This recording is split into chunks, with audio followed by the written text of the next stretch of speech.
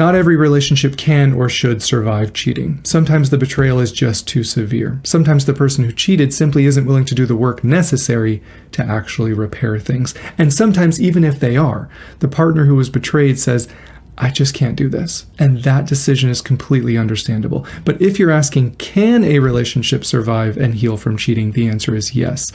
And I know that because I've unfortunately experienced it. 7 years ago, I cheated on my wife. That's not something I ever wanted anyone to know, but it's the truth. And my wife would agree, because of the work we've both done healing from that, our marriage is better now than it's ever been before. And so if I can somehow use what I've learned and use our story to help other people heal, then it's worth any embarrassment or shame that I might feel talking about it. And if you're the partner who was betrayed, I hope you know I don't expect you to listen to someone like me after what you've gone through. I'm not expecting any grace from me. I'm simply here to help your partner understand your pain and get the proper tools to actually heal this relationship if they're willing to put in that work. That's what this video is all about. And if you're here and you betrayed your partner and you actually want to heal and repair and rebuild trust, I need you to realize that you get one shot at this. And most people don't even get that. So you need to take notes. You need to watch this a couple times. You need to realize just how serious this is. Because healing can only happen when the truth comes fully into the light and the damage is actually understood and validated, when the person who did the betrayal becomes consistently accountable and the remorse is evident through changed behavior, and the betrayed partner is allowed to fully grieve and express their hurt and feel seen and heard and understood. And then the two of you can slowly build something safer and more honest than what existed before. That's what I'm going to try my best to teach you how to do today. And from what I've seen, there's two things that will completely block healing right off the bat. Number one, the betrayer is stuck in their shame. I'm the worst. I'm such a piece of crap. I'm worthless. The problem is that on the surface, that almost looks like you're taking accountability, but you're not. It's still me-focused. It's still self-centered. The focus isn't on their pain. It's on your discomfort around the pain you caused them. There's a big difference there. The second way we block healing is on the other end of the spectrum, where we not only ignore and dismiss their pain, but we actually blame them or the relationship for the reason why we cheated. We dismiss what happened, or we make excuses like, well, you were never affectionate. I was really lonely. Or we say terribly stupid, hurtful things like it didn't mean anything. It was just sex. But think of how self-centered and hurtful and oblivious that statement is. It didn't mean anything. It didn't mean anything to who? It certainly meant something to your partner. And what do you mean it was just sex? How self-centered and immature to downplay something as just sex. Almost like you could have taken it or left it, right? The very thing that has the potential to completely destroy your relationship. And if you have children together, completely fracture your ability to come home and play with your kids and tuck them in every night.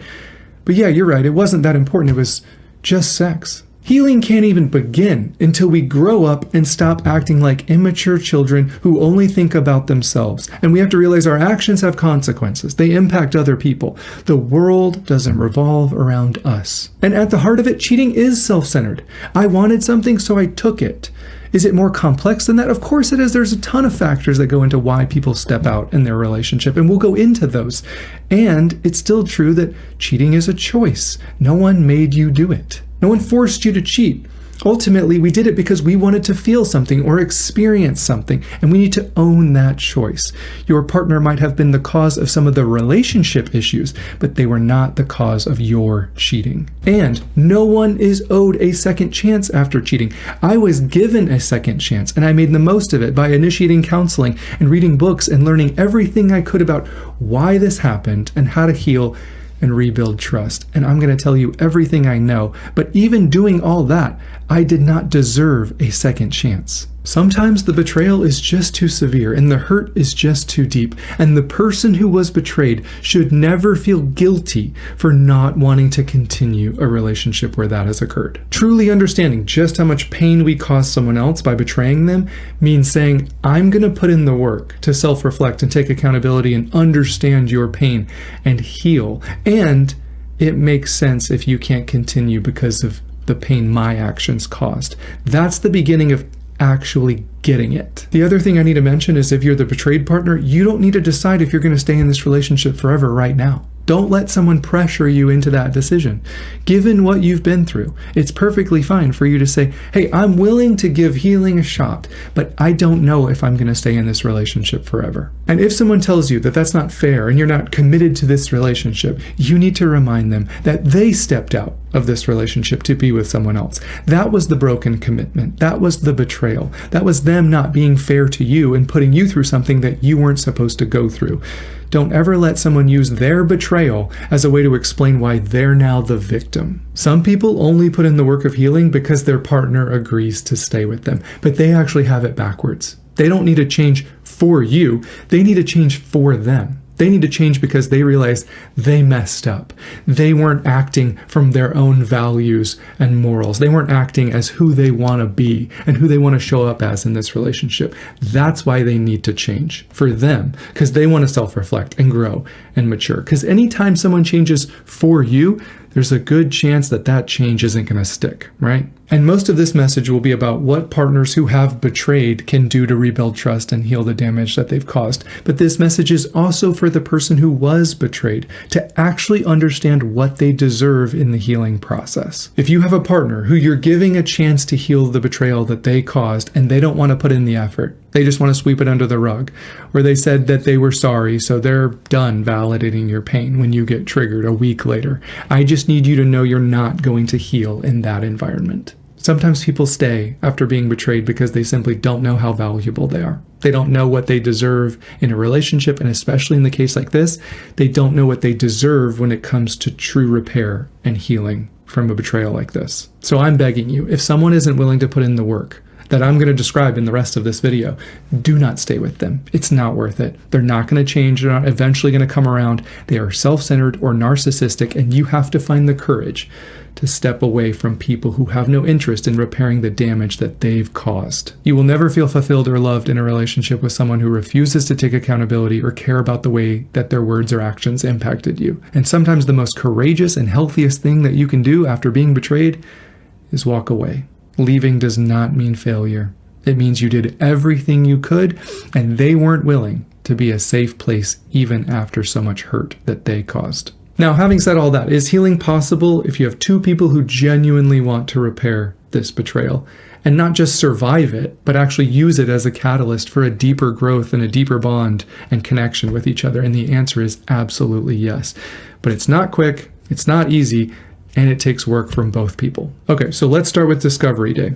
However the cheating is discovered, it's traumatizing for the person discovering it. Regardless of whether they caught you in the act or they found a text message that confirmed months of suspicion that you might have been previously gaslighting them about, or you chose to disclose it to them, either way, it's all traumatic. Betrayal trauma is completely destabilizing. You become numb. You question your worth and value. You exist in this fog. You have intrusive thoughts. Your mind replays imagined scenes from their affair on a loop. You're hypervigilant, right? You're suddenly checking their phone or looking out for the next threat because your nervous system is constantly in fight or flight now. You can't sleep. You can't eat. You ask the same questions over and over again because your brain is simply trying to make sense of it all. You might experience emotional flooding, a wave of rage or grief that comes from seemingly out of nowhere. And underneath it all, one of the hardest aspects to manage is the collapse in self-trust. How did I not see this? Can I even trust my own judgment? What's wrong with me that they did this to me? How can I ever trust this person again? Even if I want to. What if they hurt me again? For so many people who experience being betrayed, they say what hurts isn't just the physical aspect, it's the deception. You looked me in the eyes and let me live in a reality that was a lie. You said you loved me and then you went to see them. You let me trust you when you were hiding things from me. And now they question everything, rightfully so. Even happy memories from the past are tainted now because they wonder, were you lying to me then too? Was any of this real? How long have I lived in a reality that was a lie? That's what betrayal does to a person. It completely shatters their perception of reality. And that's really hard to heal from. And it's important to remember during all this that healing isn't going to be linear. It's messy. It ebbs and flows. It comes in waves. One minute they desperately want to feel close to you. The other minute they're pushing you away. Why? because their body is simply reacting to a collapse in safety and trust, and treating that like an overreaction will only do more damage. And I don't say all this to kick you when you're down. I say this because it's necessary to understand just how badly we've hurt them.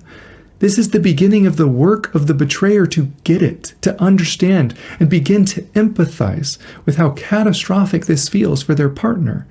This step can't be skipped. Next, the affair has to end completely. Not halfway, not mostly, not, well, we work together, so we have to communicate occasionally, but we'll just talk about work. No, if you're serious about repair and healing, contact has to be stopped. If you work together, you need to find a new job. Or maybe you need to find a new marriage. Which one is more important to you? Because we're at that stage. And I know what some of you are thinking. I don't know, Jimmy, finding a new job would be really inconvenient. I mean, I worked really hard to get where I am right now. Yeah, healing from betrayal is really inconvenient. You set an explosion off in this relationship, and now you're like, boy, it's really difficult to get all these pieces back together. Yeah, sometimes when you ask questions like that, I wonder if you truly understand what's going to be necessary for you to heal this. If your affair partner still has access to you, your partner isn't going to feel safe. Plain and simple. You can't rebuild trust while your behavior is still breaking it, and you can't expect your partner to heal from a wound that you continue to keep open. And I completely understand that in all these scenarios, there might be an emotional involvement, like a deep emotional involvement. That was me. I had drifted so far apart from my wife. We were living separate lives, and I felt like roommates for so long that I was in a full-blown romantic relationship with someone else for months until I told my wife I want a divorce. And the truth is, I had deluded myself and told myself all sort of stories that made her the villain and make it easier to compartmentalize the shame that I was dealing with regarding cheating. I actually thought she would be relieved when I asked her to end things, because I had convinced myself she couldn't stand me. But she was heartbroken.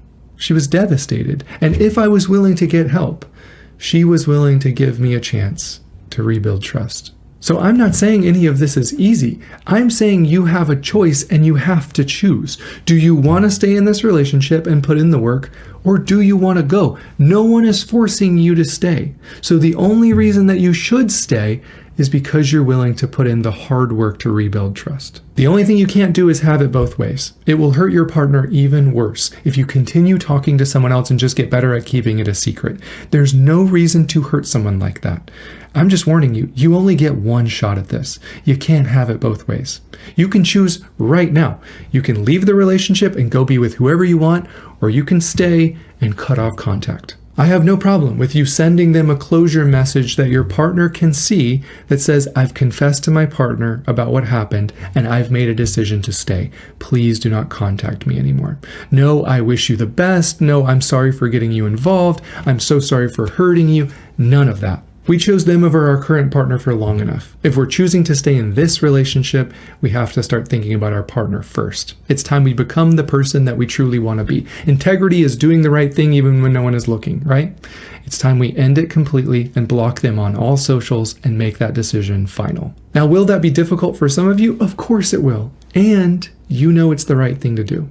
And the only way we heal is by doing the next right thing. So the next right thing that you have to do is tell the whole truth. This is where some people mess up because they confess, but not fully. They don't want to hurt their partner's feelings, or they're afraid that if they told them the whole truth, that their partner would leave, so they withhold. But as their partner finds out pieces of information over time, sometimes because the previous things you said get contradicted, or they simply find new evidence, that becomes a new betrayal. Not because every detail is always worse, but because your partner thinks justifiably, I'm still being lied to. And when that happens, healing starts back at day one again. One complete confession is devastating, but 20 partial confessions is torture. For someone who was betrayed, they can't heal from a story that keeps changing. They need to know the truth so they can eventually feel stable. Because every time they find out something, instead of you voluntarily disclosing it, the message that they get is this person cares more about their image than they do my pain. And I can't actually trust them. Now, does that mean you should share every graphic detail about what happened with them? No, because sometimes that makes things worse. Sometimes a betrayed person wants to know every detail because they think it will help them to feel better, but that's not always the case. There are some images you won't be able to get out of your head, and it will drive you insane knowing certain details. So we have to be careful here. People who were betrayed are obsessively thinking and ruminating because they're desperate for clarity and safety right now. And there's a healthy way to talk about this and process this information about the betrayal without re-traumatizing them. And a counselor is your best bet here. But as the person who did the betrayal, we need to do everything we can to help them feel safe and volunteer our passwords and willingly give access to our phone or work communications or whatever areas they need to feel a little bit more safe. Transparency after betrayal is not them being controlling. It's you fully understanding that it makes sense that they need this reassurance for a time in order to partially stabilize a terribly unstable situation. It's communicating to them, I recognize that I used secrecy to harm you, so now I am willingly removing secrecy to help you heal. The goal is to use transparency as a bridge back to trust. It doesn't need to be forever, but when a person betrays someone and is unwilling to give full access and continues to hide things and acts offended when their partner needs transparency, they don't actually love that person and they're not interested in doing everything they can to heal this. The only way we begin to heal and rebuild trust is if we actually move towards taking full accountability, because guilt just wants relief. But accountability accepts responsibility. Guilt wants the discomfort to stop. Accountability understands that the pain is simply a consequence of our choices. And sometimes as betrayers, we have this moment where after disclosure, we profusely apologize, we cry, we feel so much shame, we promise we'll never do something like that again. But then a month goes by, a week goes by, and our partner gets triggered and brings it up again, and we get defensive. I said I was sorry. What more do you want me to do? I deleted their number. Are you going to hold this over my head forever? And that's why I'm telling you now. You have to understand the damage that was caused to your partner and this relationship. There is simply no room for shame. There is no room for defensiveness, dismissiveness, invalidating their pain. There's no room for any of it. We have to find a new path because any single one of those is only going to destroy the relationship worse. Now, I'm certainly not saying that I want them to hold this over your head forever. We're going to talk about that later, but this isn't forever. This is a fresh wound, and healing from betrayal, especially cheating, is a long process. So get used to long. You don't get to create a wound and then blame your partner for bleeding. It doesn't work that way. Actually taking accountability means owning it, not making excuses like, well, yeah, I hurt you, but I was hurting too. Not counter-blaming. Yeah, what I did was wrong, but I mean, you messed up too. No, we take full responsibility for our actions. What I did was wrong. You never deserved to be betrayed. I can't imagine how badly I've hurt you. And it makes sense that you're devastated. It makes sense how much you're struggling right now with whether to stay or go. I can't imagine how confusing and destabilizing all this is. Taking accountability isn't the finish line. It's the starting line. It's from this place that the real work begins. Healing starts when your partner doesn't have to convince you of how much you hurt them. Healing begins when we are truly remorseful about our behavior. We're convicted, not from a place of shame. I'm the worst. I hate myself. Because that energy is inviting someone to comfort you or feel bad for you. Instead, we're truly remorseful and repentant because we know that that's not the person that we want to be. And then we take intentional steps to become that person. Because shame paralyzes and prevents growth and maturity, because shame says you're a worthless piece of crap, so why would you try? Shame prevents us from hearing their pain because we interpret it as an attack and we shut down or we explode back on them. But healthy remorse can listen to their pain and hold space. We can say, I hate what I did, and I'm committed to healing this by listening and understanding your pain. And the way we do that is by becoming an emotionally safe partner, potentially for the first time. For a lot of you, you didn't learn the skills of emotional safety, but from now on, that's your entire goal. You need to wake up and think, how can I be an emotionally safe partner today? So when they randomly say, I feel like our entire relationship was a lie, you don't argue, you don't get defensive. You get curious about the pain underneath that statement for them. Everything they say has a purpose. They are looking to see if it's safe to be honest and vulnerable about their pain or their anger or their needs right now. Everything they say has multiple layers of importance. And eventually, sure, I don't want them to communicate with criticism or absolutes, but after a huge betrayal, there has to be room for that. I'm not saying violence should be present, but they have a right to be furious, and they're going to lose their temper from time to time because their body is screaming, I don't know if it's actually safe, and I'm scared. So a better response sounds like, I can understand why it feels like that. I lied to you. I hid things from you. I made you question what was real. I hate that my choices did that to you. And I want to understand more about how you're feeling, if you feel safe to share. That's holding space. You have to become an expert listener and validator and empathizer. And for most of you, you didn't learn those skills. And so once again, this is not from a place of shame. When they bring something up, you don't say, yep, you're right. I'm just a piece of crap. It's not that. It's tell me more because I'm listening. The goal is always curiosity and meeting them where they're at. What's underneath the complaint? What's the pain underneath the anger? What unmet need are they trying to communicate? You need to meet everything with curiosity and validation about what they're actually feeling. Always get down to the root feelings. I feel like you don't care isn't a feeling. So try to get them down to the root feeling and then validate where they're at. Help me understand is your new motto. If they say, I don't even know who you are anymore, don't say, that's crazy. We've been together for 6 years before I cheated. Instead, say, that makes sense. I hid a part of my life from you. And now you're trying to figure out what's real. I'm so sorry. Tell me about how that's affecting you right now. We all understand that injuries take time to heal. Betrayal trauma is an attachment injury. It's a trust injury. It's a reality injury. And you have to learn to respond to that injury with patience. You need to get really good at staying calm and not getting defensive and instead get curious and empathetic. What do you need me to understand right now? How can I show up for you in this moment? Remember, trust is rebuilt slowly, over 100 moments where they actually felt safe enough to be vulnerable and honest about their deep pain and sadness and anger and see that you're not going to punish them for it. And even more so, you need to intentionally initiate conversations about how they're feeling and coping today and this week and this month. You need to be proactive. And I get it, a lot of you won't want to do that because they seem happy today and you won't want to ruin it by bringing it up. But if you only wait to bring it up and talk about these things when they do, that doesn't show them that you're intentionally being proactive about healing. It looks like you just wish the problem would go away. Intentional check-ins are going to be the biggest trust builder. You starting those conversations shows them that you care more about their pain than you do your own discomfort. You care about rebuilding something with them more than your own ego. It's not about punishing yourself. It's about reminding them, I want to be a safe place for you to share anything that's on your heart. Another part of being proactive is you need to go get tested for STDs and bring back the results. Don't wait for them to ask. Take responsibility. If there was any pornography involved, secret accounts, emotional affairs, dating apps, strip clubs, whatever the part of the betrayal was, you need to show them that you've deleted it and you're building a new plan so that it never happens again. The goal is no more secrets. We shouldn't be asking ourselves, what's the bare minimum that I can do so they don't leave? Or how can we talk about this stuff less? What we should be asking is, what does love require of me during all this?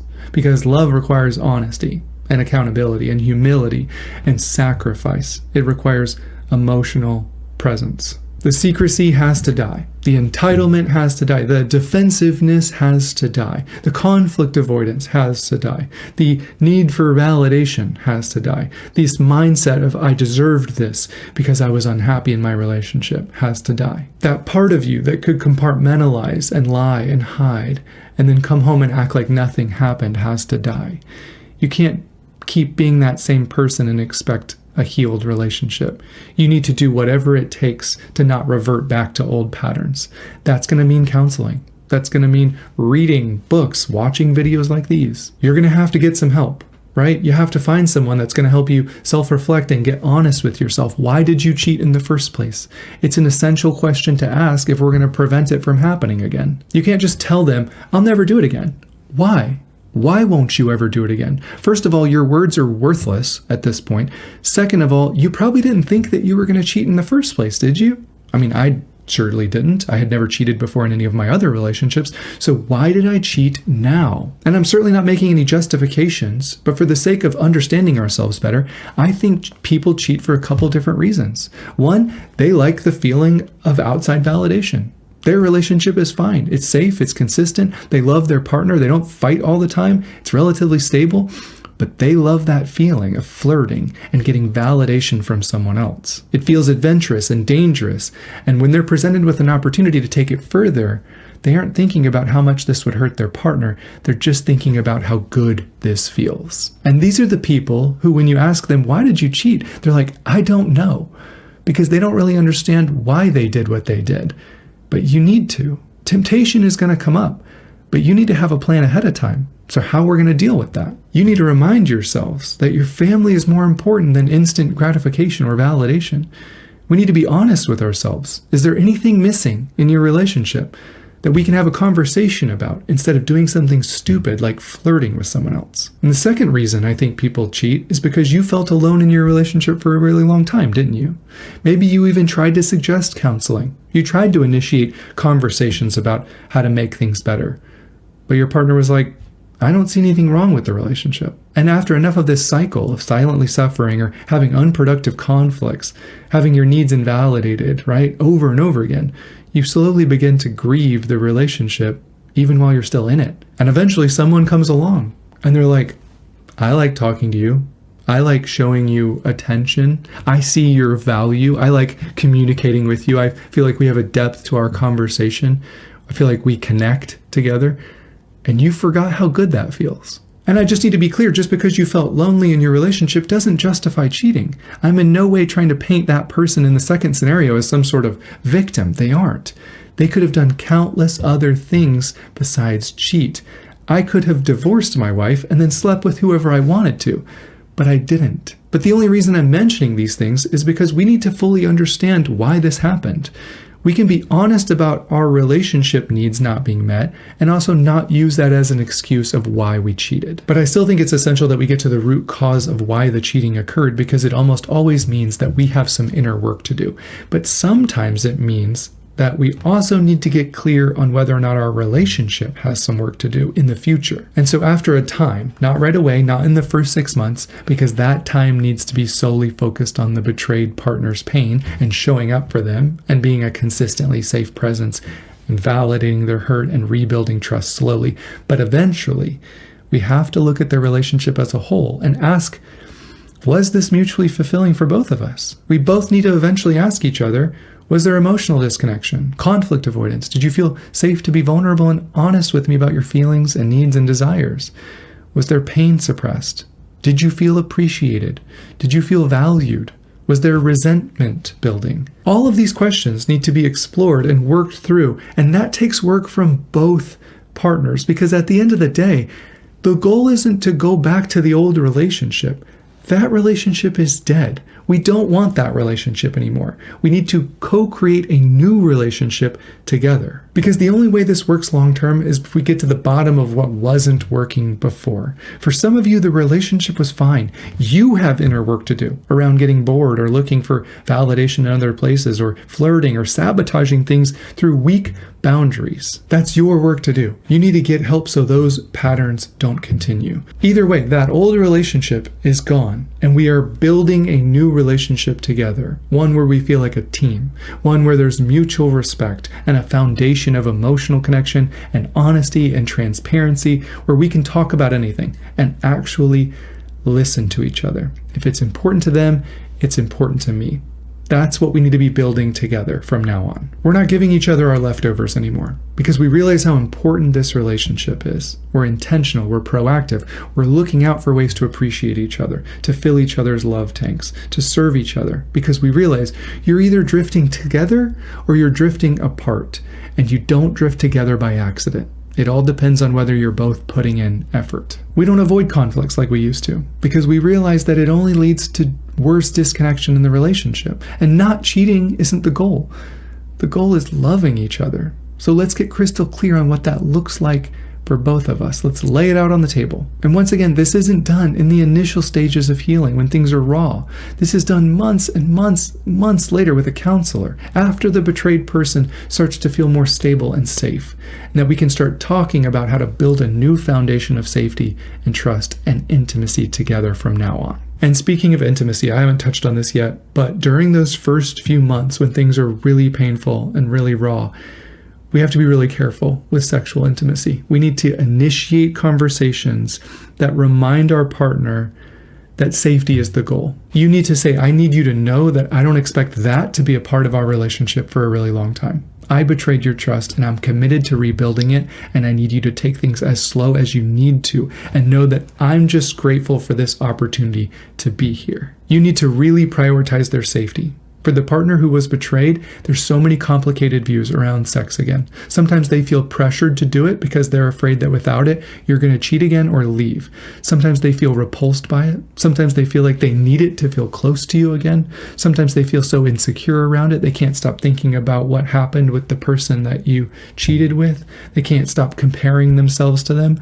There can be so much fear and pain around this subject. Either way, your job is to remove pressure, remove any guilt, validate how complicated this is, empathize with them, wrestling with multiple different fears or needs, and just be a safe place for them to share about those things. Focus more on non-sexual affection in this season. Focus on deep conversations and feeling close to them through that. Focus more on whatever they're comfortable with in that moment. Remind them over and over again, your body is my cue. Let's just do whatever your body is telling you feels safe. I don't ever want to go against your body out of fear. They need to hear that from you. Always err on the side of going slow. That's way better than not having these conversations and then your partner doing something sexually that they weren't actually comfortable with and feeling like that was a mistake. That's only going to lead away from healing, not towards it. All right, that brings us to forgiveness, because that's always a conversation that often gets brought up. When are they going to forgive me, or when should I forgive them? So let's talk about it. First off, we need to differentiate between forgiveness and reconciliation, because those are very different. As I've hopefully already established, reconciliation is not owed and forgiveness cannot be demanded.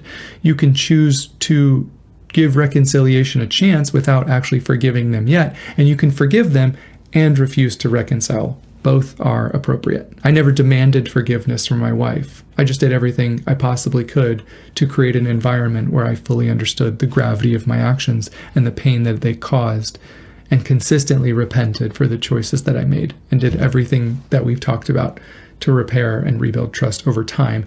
And she made a decision to forgive me. But I need to be clear, forgiveness doesn't remove the consequences of my betrayal. And it doesn't mean that the work of repair is ended. She would still get triggered. Healing was still messy. Forgiveness didn't change any of that. It wasn't the end of accountability. Forgiveness happens when the person who was betrayed makes a choice to cancel the debt that you owe them for your betrayal. Forgiveness says, I'm not going to hold this over your head. I'm not going to let this define us forever. And I'm not going to let resentment from the betrayal have a hold over my heart. I'm choosing forgiveness instead. Now, reconciliation, on the other hand, is also a choice, but it's based on whether or not they are actually putting in the work. You should not reconcile with someone who has betrayed you if they're not actually changing the patterns and fully understanding your pain and all the things that we've already talked about.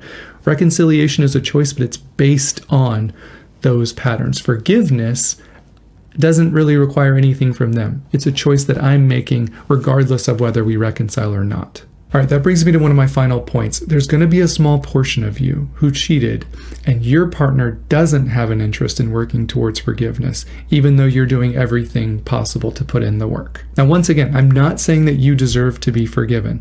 I'm saying that there is some of you out there that need to ask yourself, was this relationship safe before this happened? Because I've seen too many situations where the relationship was abusive, at least emotionally or psychologically. They called you names. They demeaned you. They consistently invalidated you. You never felt safe. And even though that never justifies cheating, it happened. And now your partner is using that to continue the abuse that feels even more justified in their mind. And if that's you, I just need you to speak to someone professionally about that, because you can take full accountability for your cheating and not blame your partner for it, but also realize that this was a really unsafe, unhealthy dynamic. And cheating was like throwing a match on a bunch of gunpowder, but that doesn't mean you deserve to be abused and beat up for it emotionally over and over again. Sometimes the healthiest thing that you can do is realize your partner isn't trying to heal with you. They don't have an interest in moving towards repair and forgiveness and a better relationship. They just want to hold it over your head, because that's what abusive people do. And the best thing that you can do is forgive yourself and move on. And hopefully you can find someone professionally to help you navigate that. At the end of the day, the goal is to slowly but surely create new agreements together, new rituals of connection, new habits around communication and conflict resolution, new levels of honesty and vulnerability that you'd never experienced before, a new climate of safety and trust and emotional responsiveness, new ways that we fill each other's emotional bank accounts through consistently showing up for each other. A new foundation is formed. And it's from that place that we build something even better than before, where the betrayal doesn't define us anymore. And I just hope I can help you get to that place. Thank you so much for listening. Know that I'm pulling for you and praying for you, and I'll see you in the next one.